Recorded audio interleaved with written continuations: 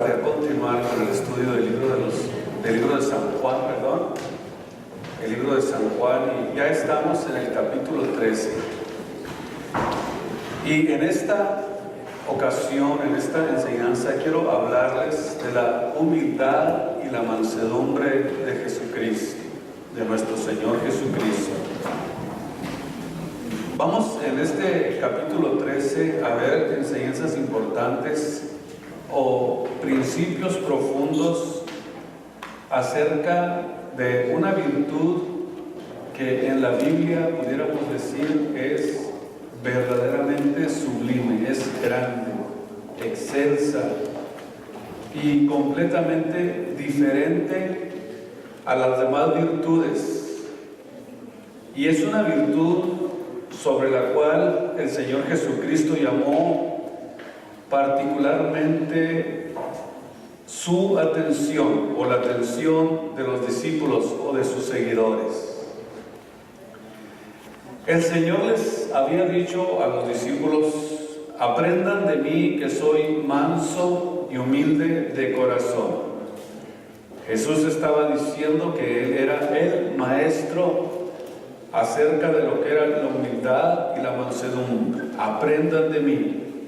Y si ustedes aprenden este principio, óigame bien, es interesante lo que Cristo les dice a sus discípulos. Si ustedes aprenden y practican este principio, entonces van a poder encontrar descanso para sus almas. Van a poder descansar. Y fue, la única vez que nuestro Señor Jesucristo mencionó dos virtudes que formaban parte de su carácter. Aquí es donde vamos a poder comprender mejor esta enseñanza. Lo voy a volver a repetir. Fue la única vez que nuestro Señor Jesucristo mencionó dos virtudes que formaban parte de su carácter. Y estas dos virtudes, la mansedumbre y la humildad, y vemos que estas dos virtudes fueron clasificadas por Cristo como las dos virtudes más importantes que todo cristiano, todo aquel que se ha entregado a Cristo, aquel que sirve a Jesús, debe de proyectar durante todo su peregrinaje, durante todo su caminar en este planeta llamado Tierra. Y en estos primeros 17 versículos del capítulo 13 del libro de San Juan, encontramos el mensaje de despedida de nuestro Señor Jesucristo a sus discípulos. Y Cristo en esta ocasión, en este acto, en estos primeros 17 versículos, personificó estas características que son las virtudes que Él mencionó: mansedumbre y humildad. Y vemos que en la historia del hombre, ningún otro de los seres humanos pudo decir tales palabras. No lo pudo decir ni Buda, ni Confucio, ni John Paul Sartre. Nunca pudieron decir: aprendan de mí que soy manso y humilde. El único líder espiritual que lo pudo decir fue nuestro Señor Jesucristo. Cuando nosotros escribimos una carta, por eso mencionaba que en esta etapa es como la despedida de Jesús con sus discípulos. Cuando nosotros escribimos alguna carta de despedida, a quien usted se la envíe, se vuelca el corazón en esa carta, escribiendo, comunicando pensamientos profundos de tu vida, situaciones que quisieras que esa persona sepa. Y vemos entonces aquí también en la Biblia despedidas. Y vemos despedidas de grandes hombres de Dios que escribieron sus cartas antes de partir de esta tierra. Por ejemplo, el capítulo 31 al capítulo 33 de Deuteronomios, vemos la despedida de Moisés. En Josué 23 y 24 vemos la carta de despedida de Josué, también de esta tierra. En el libro de los Hechos, en el capítulo 20, también miramos la despedida del apóstol Pablo. Y vemos cómo ellos escribieron, y a través de su escritura ellos se despidieron de esta tierra. Jesús comienza, este capítulo de despedida porque sabía que ya era el tiempo, que se había llegado el día en que Él iba a ofrecer su sacrificio por nosotros en la cruz del Calvario, y estaba despidiéndose de sus apóstoles. Pero miramos o no miramos en ninguna de estas despedidas de estos hombres de Dios personificada en la humildad.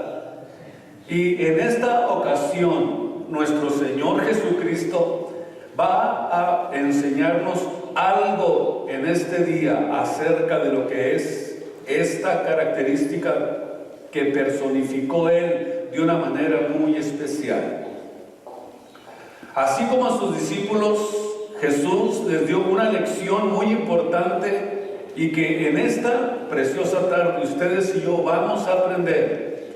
Y jamás en toda nuestra vida vamos a poder olvidar lo que Jesús hizo para poder Él llamar la atención de sus discípulos. Y la razón por la que, va a ser algo que jamás nosotros vamos a poder olvidar es porque la humildad es el fundamento más sólido de todas las virtudes que un ser humano pueda tener. Escúcheme muy bien, es una de las virtudes, o sea, pudiéramos decir que esta virtud de la humildad es el fundamento más sólido de todas las virtudes que cualquiera puede tener. Y vemos que esta virtud puede no solamente convertirse en un fundamento sólido, sino que también puede llevar a cualquier alma, a cualquier persona a la grandeza. Y eso es precisamente lo que nosotros queremos aprender. Y nuestro Señor Jesucristo actuó y personificó estas virtudes, o esta virtud, sobre todo la humildad. Y no solamente lo hizo en palabras, en frases bonitas, como a veces usted puede mirar, tiene gente envía unas frases pero preciosas, pero quién sabe si las esté viviendo. Sino que Cristo, cuando habló y personificó la humildad, lo hizo en la acción y no en las palabras. No en versos, no en poemas, sino en su propia vida. Y es ahí precisamente donde cada hijo de Dios tiene que crecer y desarrollar esta virtud de la humildad. Y que no se convierta en frases bonitas, en poemas bonitos, en versos bonitos, sino que se convierta en una verdadera personificación, en una actitud en la que tú puedas demostrar que realmente eres manso y humilde como Cristo Jesús era. Vemos entonces que Cristo tomó una actitud en una última noche de su vida aquí en la tierra de humildad, para que los discípulos aprendieran, para que los discípulos supieran claramente lo que significa ser manso y humilde de corazón. Vemos en los primeros versículos del capítulo 13, vean ustedes, y vayan conmigo al capítulo 13 del libro de Juan, donde dice: antes de la fiesta de la Pascua, sabiendo Jesús, escuche esto, sabiendo Jesús ya sabía que había llegado la hora, que había venido la hora de pasar de este mundo hacia la eternidad. Como había amado a los suyos que que estaba en el mundo, amólos hasta el fin. Y la cena acabada, cuando ya había acabado de cenar, como el diablo ya había metido en el corazón de Judas, hijo de Simón, el Iscariote, que le entregase, y nuevamente, sabiendo Jesús que el Padre le había dado todas las cosas en las manos y que había salido de Dios y que regresaría nuevamente a Dios. En estos primeros 3 versículos encontramos la omnisciencia de nuestro Señor Jesucristo. ¿Qué significa la palabra omnisciencia? La palabra omni significa lo que abarca todo. En todo lo que tiene que ver ciencia, conocimiento y capacidad. Entonces, Dios vemos que es omnisciente porque la palabra ciencia significa todo conocimiento. Omnisciencia quiere decir entonces que Cristo era omnisciente. Él sabía todo lo que estaba pasando en su entorno.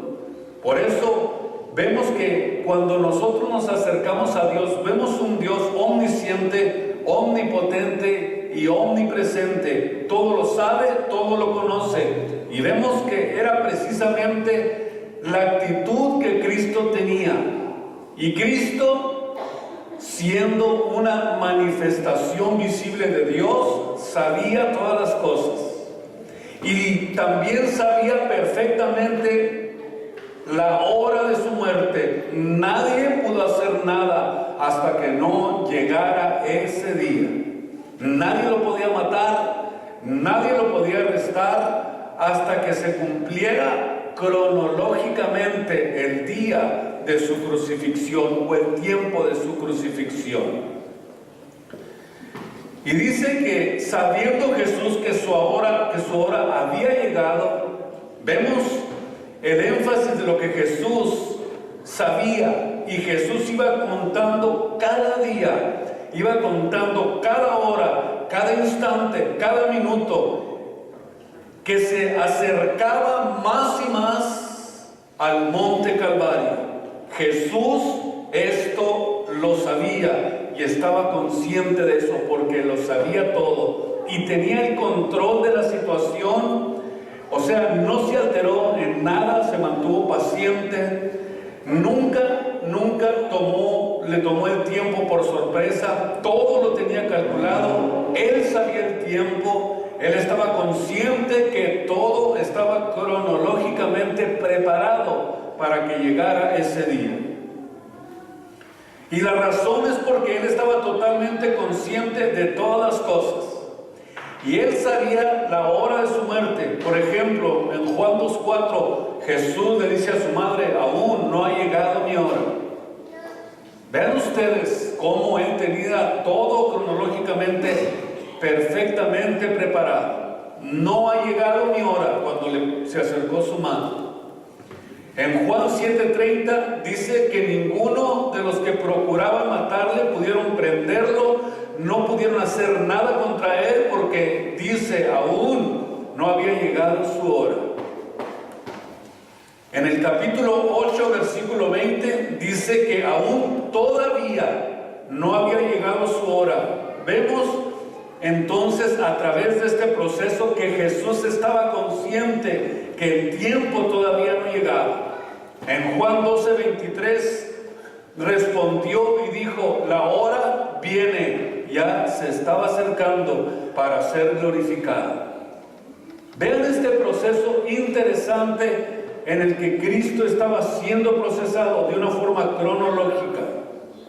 En el capítulo 17:1 vemos que dice: la hora ha llegado. Lo mismo que en este capítulo 13, versículo 1, donde dice que ya había llegado su hora. Llegó el tiempo. Imagínense ustedes cómo se sentiría Jesús viendo que a través de este proceso tenía un tiempo cronológicamente marcado para poder entregar su vida por nosotros. Lo único que él expresó sabiendo y estando consciente de que ese momento había llegado, en una ocasión solamente dijo: está muy triste mi alma hasta la muerte. Sufrió una presión tan profunda Jesús en ese momento, que dice la Biblia que en vez de sudar sangre por la presión, en vez de sudar sudor por la presión que estaba teniendo, comenzó a salir sangre en lugar de sudor. Imagínense ustedes que usted supiera el día, la hora y el momento en que usted iba a partir de esta tierra. ¿Cuál sería su actitud? ¿Qué es lo que haría? ¿Se despediría de su familia? Es muy probable que haya personas que entiendan ese momento. Ha habido personas que tienen tiempo para despedirse y decirle a sus hijos, a sus familiares: llegó mi tiempo, llegó mi hora, y el tiempo de partir está aquí, ya presente.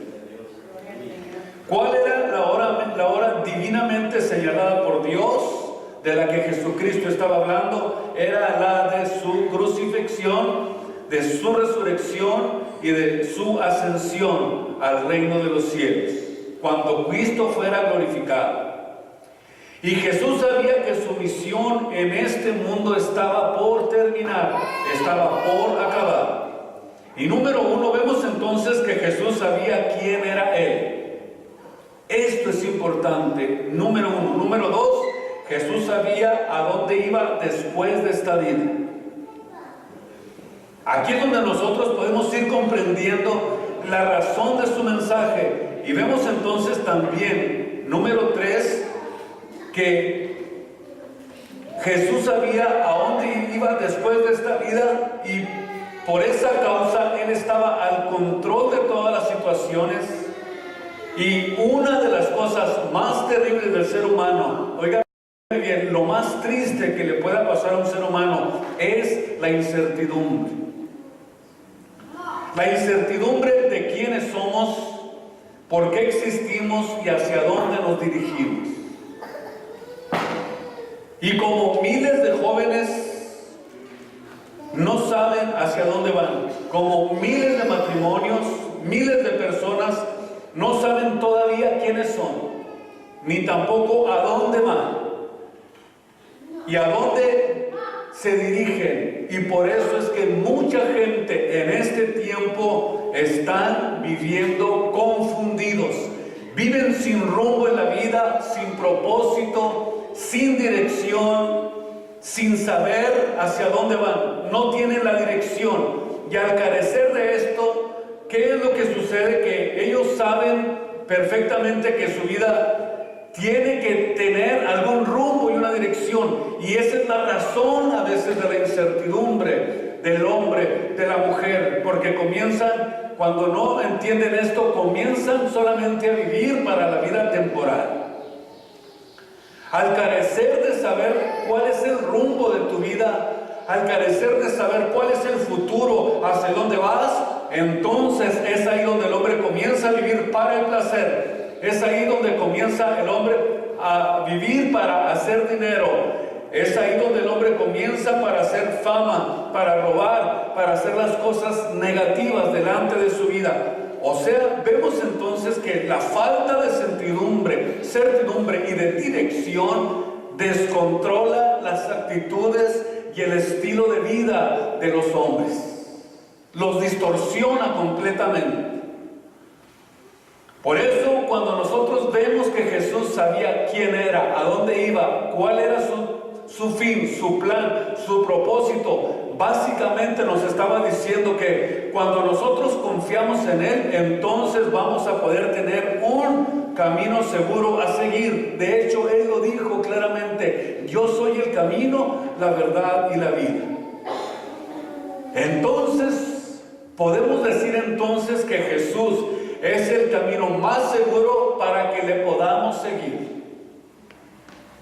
Así que no es justo, no es razonable que tengas incertidumbre en tu vida, sabiendo que ya hay un camino al que nosotros podemos seguir, sabiendo que hay un camino seguro, que hay una verdad segura, que hay una salvación segura, para que nosotros podamos sentir esa seguridad en nuestros corazones. corazones de que cuando estamos en Jesús, estamos seguros. Es el camino más seguro que nosotros podemos seguir. El que me sigue, dijo Jesús, no andará en tinieblas, no andará confundido, no andará en incertidumbre. Y la razón es porque Jesús habla verdades absolutas, totales, radicales, como jamás nadie, absolutamente nadie en toda la historia ha mencionado, sino solamente nuestro Señor Jesucristo.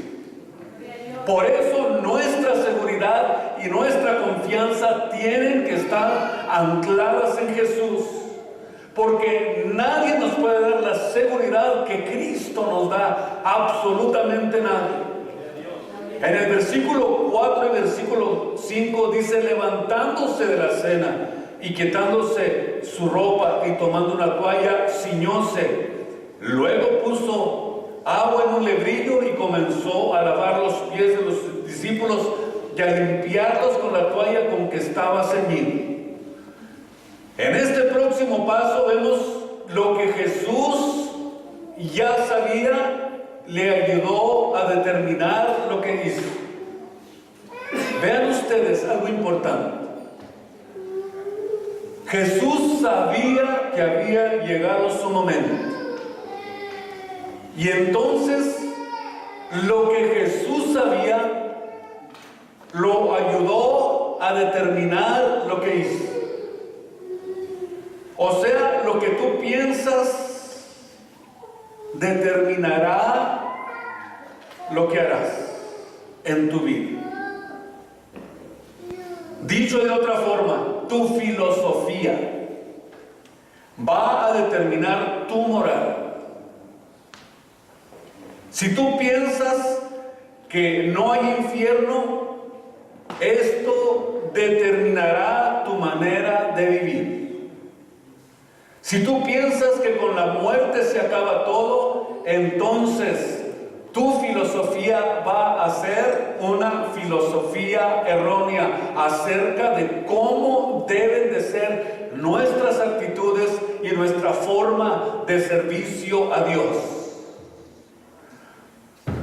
Si decimos que al morir se acaba todo, entonces dice la Biblia: comamos y bebamos, que mañana moriremos. Vamos a caer en la filosofía del mundo y vamos a perder el sentido de la vida, la brújula, el propósito por el cual cada uno de nosotros hemos sido criados. Pero sin embargo, cuando tú sabes a dónde vas, entonces vas a comenzar a tener humildad en tu vida y en tu corazón. Las razones por las que Cristo les lavó los pies a los discípulos fue, número uno, porque los corazones de los discípulos eran orgullosos. Esa es una de las razones por las que Cristo les lavó los pies. Porque ante este acontecimiento, vemos que le precedió a este acontecimiento una discusión entre ellos, entre los mismos apóstoles. Vemos en el capítulo 22, versículo 24 de Lucas, que estaban peleándose por el mejor puesto en el reino de los cielos. ¿Y qué fue lo que sucedió? Lo que antecedió a este acontecimiento, que tomó Jesús esta actitud y vio que era necesario hacerlo para que aprendieran la mejor lección de sus vidas, lo que es la mansedumbre y la humildad. Vemos entonces un espíritu en los apóstoles de competencia, para ver quién iba a tener el mejor puesto, quién iba a estar a la derecha, quién va a estar a la izquierda. Vean ustedes aquí entonces cómo es la naturaleza humana. Es tremenda la naturaleza humana. Entonces Cristo les enseña y les personifica que no debe de haber espíritu de competencia entre nosotros. Interesante lo que Cristo está enseñándonos.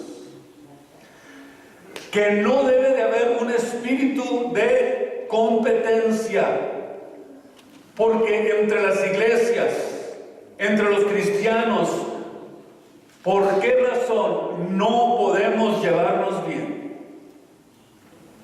¿Por qué hay un espíritu de competencia? Vemos claramente en esta etapa en la que estamos que no es el mismo Dios al que nosotros estamos sirviendo, pero sin embargo el espíritu de competencia existe entre nosotros. Tenemos celo, tenemos miedos, tenemos arrogancias que no nos hacen entender lo que realmente significa la iglesia de Jesucristo. Yo le voy a hacer una cosa, yo he hecho atrevimientos que nunca les he dicho, pero yo he probado a muchos de los pastores que conozco y les he hecho retos y se me hacen un lado. ¿Saben por qué? Porque dicen, no, ¿y don dónde va a quedar? El Señor don. Es increíble, pero el hombre tiene un espíritu de autocompetencia. Quiere ser el mejor, quiere ser el que tenga la mejor iglesia, el que tenga esto, lo otro, lo mejor. ¿Por qué? Porque este espíritu de autocompetencia es precisamente lo que nos hace a cada uno de nosotros luchar cada día para poder ser humildes de corazón. Hay pastores que a lo mejor dicen, yo soy muy humilde, muy entregado al servicio en el que estoy, pero no dejo que nadie se me meta a mi reino. ¿Por qué? Porque ese es precisamente el error en el que muchos han caído. ¿Por qué no nos unimos? ¿Por qué no hacemos un frente fuerte para que el nombre de Jesucristo sea glorificado? Porque el celo tradicional, el celo doctrinal o el celo que hay entre los pastores, entre los hijos de Dios, es un espíritu de autocompetencia, que no es el mismo Dios al que estamos sirviendo. También la razón por la que Cristo le lavó los pies a los discípulos es porque los pies de los discípulos estaban sucios. Las condiciones polvorientas y sucias de la región hacían indispensable el lavado de pies. Y Cristo, aprovechando la ocasión para darles esta lección, una de las lecciones más grandes que podemos ver en la Biblia, aprovechó este momento para hacerlo y demostrarles que Él era verdaderamente manso y humilde de corazón.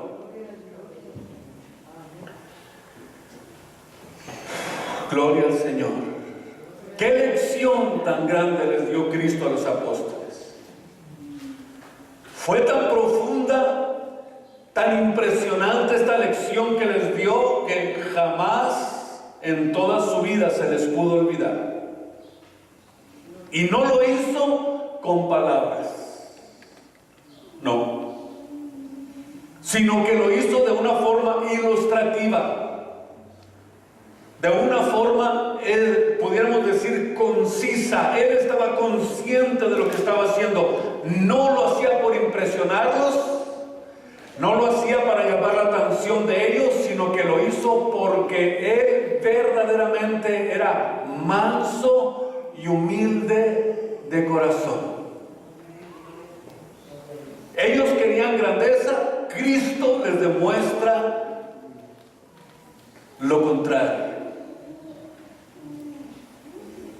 Ellos querían ser reconocidos, querían el mejor lugar, querían grandeza, pero no querían servicio.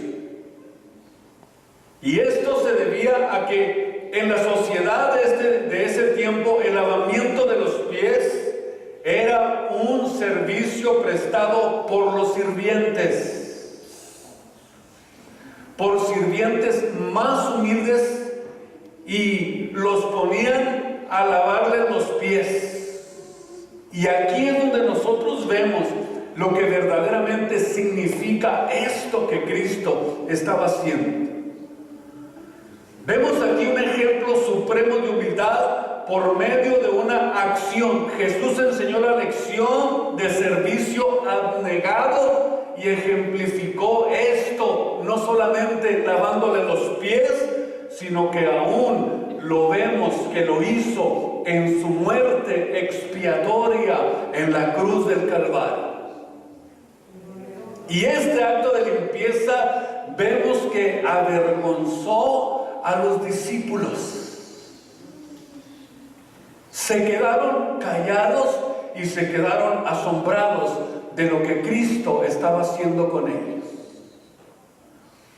¿Por qué razón? Porque tomó un lugar de sirviente humilde. Les estaba como prestando un servicio.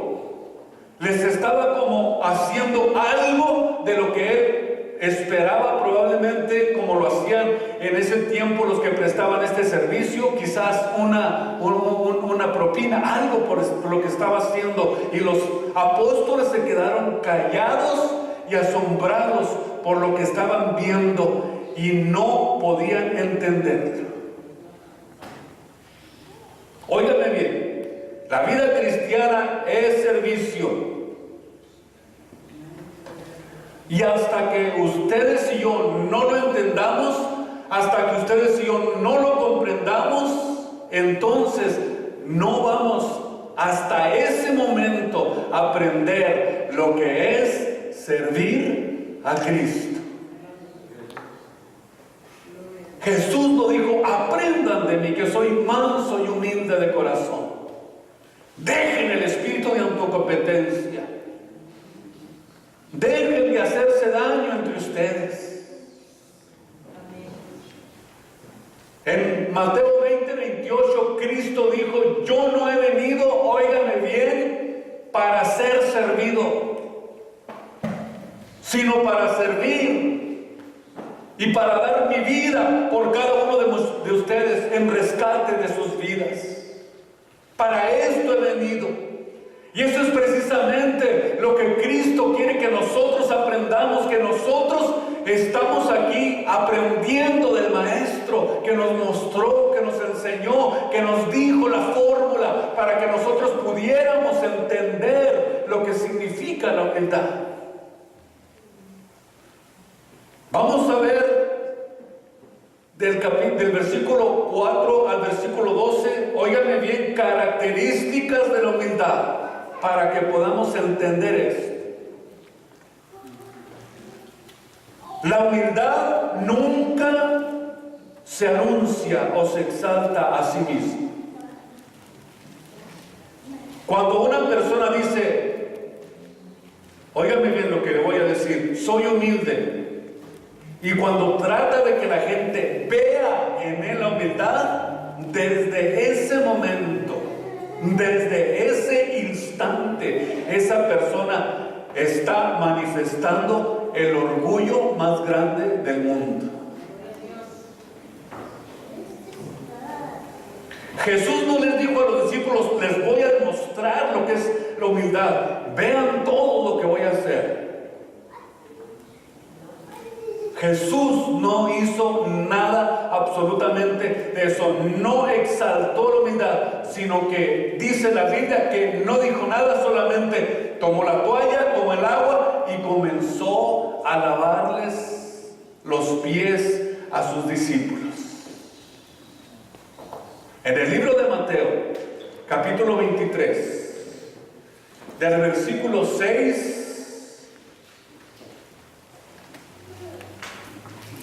Mateo 23:6, vean ustedes lo que Jesús habló acerca de lo que es la arrogancia, hablando de los fariseos. Dice que aman los primeros asientos en las cenas, las primeras sillas en las sinagogas, en las salutaciones en las plazas, se ponían para que fueran llamados maestros, rabí, rabí. Mas vosotros no queráis ser llamados rabí, porque uno es vuestro maestro, el Cristo, y vosotros sois hermanos. Y vuestro Padre, no llaméis a nadie en esta tierra, a nadie le digas Padre, porque tenemos un Padre en el reino de los cielos. Ni seáis llamados maestros, porque uno es vuestro maestro, el Cristo. el que es el mayor de vosotros sea siervo vuestro, porque el que se ensalzare o el que se engrandezca será humillado, pero el que se humillare será ensalzado. Vemos aquí lo contrario a la humildad, es querer destacar, es querer ser el que llama la atención, deseando que todos lo vean. Camina como licuadora para que volteen a verla. Quiere llamar la atención de los demás.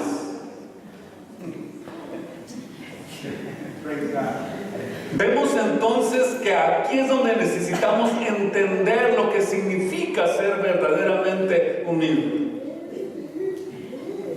También vemos la humildad equivocada. ¿Dónde podemos nosotros destacar y poder conocer la humildad equivocada? En el versículo 8 del capítulo 13 que estamos leyendo, donde comienza a decirle el apóstol Pedro: no me lavarás los pies jamás. Respondióle Jesús: si no te los lavo, no tienes parte conmigo. Vean ustedes la humildad equivocada. Aquí el apóstol, según él, el apóstol Pedro, expresó su indignación y el por qué Jesús debía de rebajarse a tal punto de que le lavara los pies. Pero Jesús le dice: si no lo haces, si no aceptas, no tienes parte conmigo. Señor, no solamente lávame los pies, mas aún las manos, la cabeza, todo. Y Jesús le dice: el que está lavado no necesita que le lave los pies, mas está todo limpio, y vosotros estáis limpios, aunque no todos, refiriéndose a Judas Iscariote. Cualquiera que hubiera escuchado hablar al apóstol Pedro hubiera dicho: wow, qué humilde es Pedro. No está permitiendo que el maestro se humille hasta lavarnos los pies. Pero ¿saben qué? El apóstol Pedro no podía ver más allá del acto humilde de servicio de Cristo. Y por eso he mencionado, cualquiera diría: qué humildad de Pedro, pero era lo contrario. Si no lo haces, entonces quieres decir que estás tratando de, óigame bien, de manifestar una humildad errónea, una humildad que no tienes. Yo creo que ustedes han de conocer a alguien, ¿no?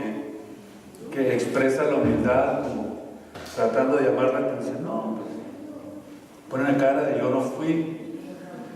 Y es una falsa humildad. Era exactamente lo que le sucedió al apóstol Pedro.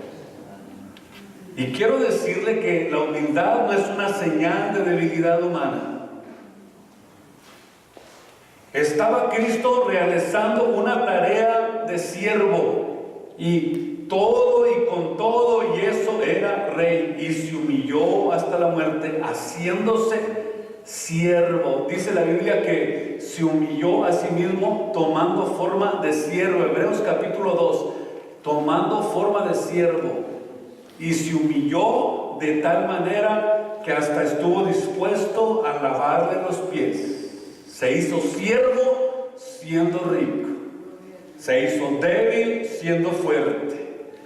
¿Y qué es lo que hizo Dios a través de esta forma? Nos enseñó a nosotros cómo podemos, cada uno de nosotros, demostrar una grandeza de espíritu cuando verdaderamente somos humildes de corazón. Y aquí vemos algo muy interesante, por eso quiero ahorita sí que ustedes tomen toda su atención, relájese, porque quiero que aprenda esto, acerca de lo que Cristo le dijo a Jesús: ¿por qué no me lavas los pies todos de una vez por todas? Y Jesús le dice: los que están lavados o los que están limpios no necesitan sino solamente ser lavados. La palabra griega lavar Escúcheme muy bien. Nipto y significa lavar parcialmente. Sígame con mucho cuidado. Se lo voy a repetir nuevamente. La palabra lavar del griego nipto y significa lavar parcialmente o parte del cuerpo. Vamos a entender lo que Cristo le estaba diciendo al apóstol Pedro. Pero la palabra lavado del verso 10 que estamos estudiando es otra palabra griega, louo, y significa bañado totalmente. Y esta distinción es muy importante, porque vemos en el versículo 10 que Jesús le responde a Pedro: el que está lavado no necesita sino que le lave los pies, mas está todo limpio, y vosotros ya estáis limpios.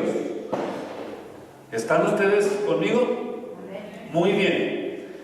Entonces, el que está lavado, o louo, L-O-U-O, el que está lavado, o sea, el que está totalmente bañado, esto significa que cuando un pecador confía en Jesucristo como su Salvador, es bañado totalmente por la sangre de Jesucristo. Está completamente bañado. El pecador, aun cuando ha sido lavado, o sea, aun cuando han sido lavados nuestros pecados, cuando hemos sido lavados de todas las inmundicias, sigue en este mundo todavía. Todos los días, cada instante, cada momento, se nos pega el polvo del pecado. Y aunque ya hemos sido lavados totalmente, necesitamos lavarnos, escúchenme bien, parcialmente, todos los días. Aquí es donde ustedes y yo vamos a tener que aprender lo que significa estar limpios.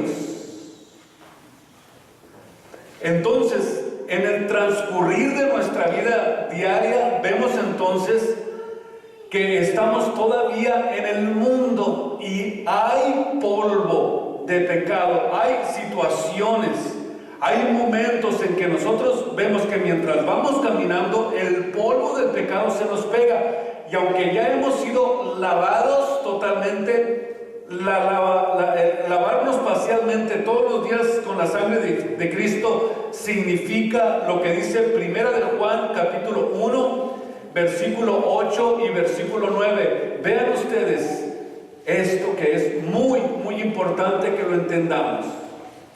Primera de Juan capítulo 1, el versículo 8 y el versículo 9. Si dijéremos que no tenemos pecado, fíjense ustedes lo que está diciendo el apóstol Juan.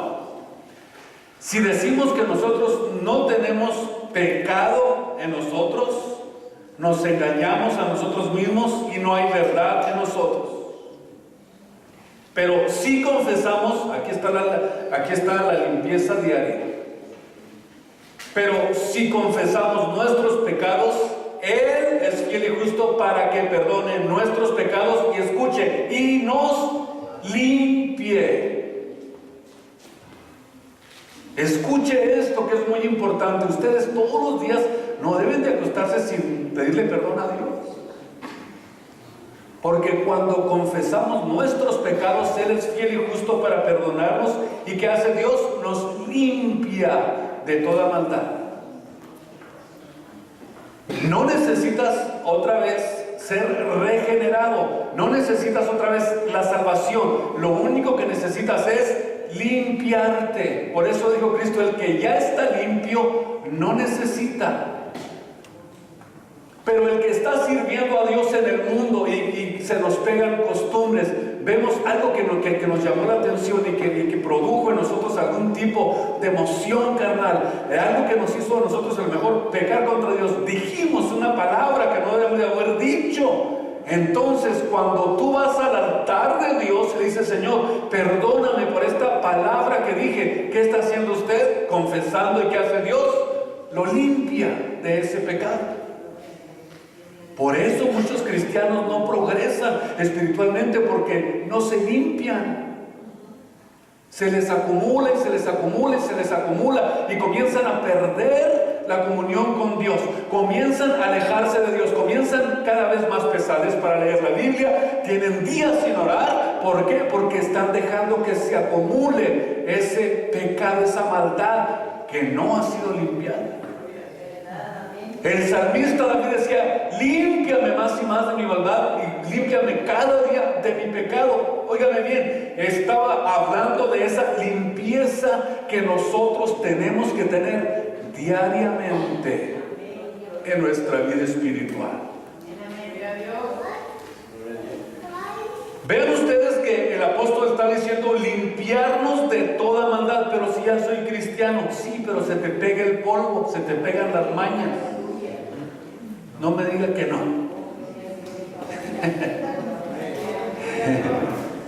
No me diga que no, porque entonces ya está en el cielo usted. Vemos entonces que necesitamos limpiarnos de toda maldad. El cristiano ya no necesita ser lavado totalmente, sino solamente lavado parcialmente. Por eso necesitamos que nos lavemos todos los días, todos los días, todos los días. Por la razón de que cada pecado que no sea lavado con la sangre de Jesucristo te separa de esa comunión con Dios. Y por último, la humildad no puede ser selectiva o exclusiva, o solo manifestarla a los que nos caen bien. El que no le cae bien, no.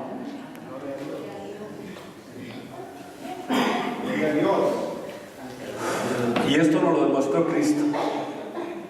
¿Cómo lo hizo? ¿Cómo nos lo demostró Cristo? ¿Quién estaba sentado ahí? Estaba el que lo iba a entregar, y Él los trató igual a todos. No crea usted que Cristo dijo: a este le voy a poner agua hirviendo cuando le llegue a lavar los pies a él, para que brinque a ver qué hace. No, Él los trató a todos igual. La humildad no es selectiva, no es manifestarla solamente a los que nos aman. Pero dijo Cristo: si aman a los que los aman, pues ¿qué recompensa van a tener? Si solamente aman a los que los aman, ¿en dónde va a estar la recompensa?